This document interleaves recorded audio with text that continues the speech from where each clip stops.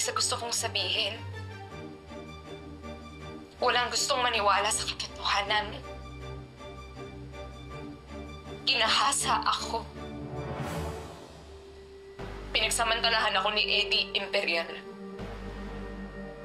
Sinira niya yung buhay ko, yung pagkatao ko. Binaboy niya ako.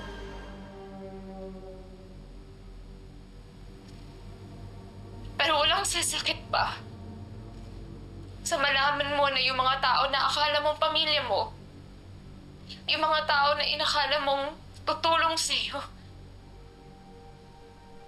sila pa pala yung tatalikod sa'yo.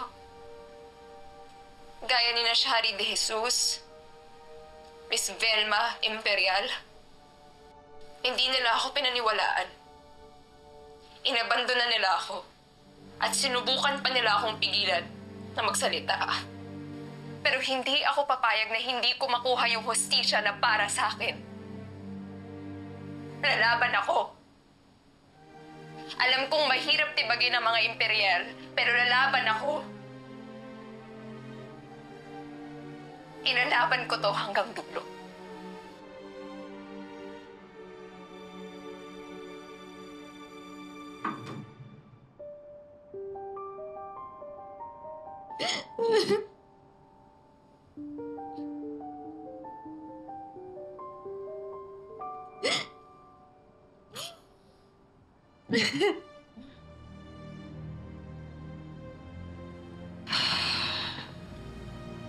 Tumingin ka sa akin.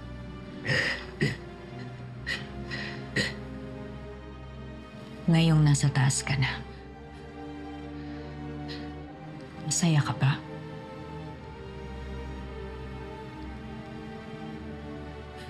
Nag-iba ba ang trato sa'yo ng pamilya mo? Katumbas ba talaga ng buhay ng ate ko ang pag-abot mo sa pangarap mo?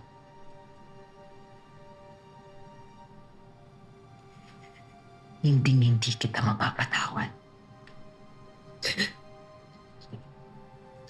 Pero alam mo kung anong pinakamasakit?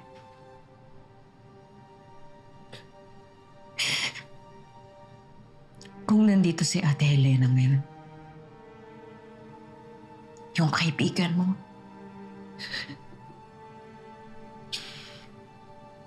sigurado ako patatawarin ka niya.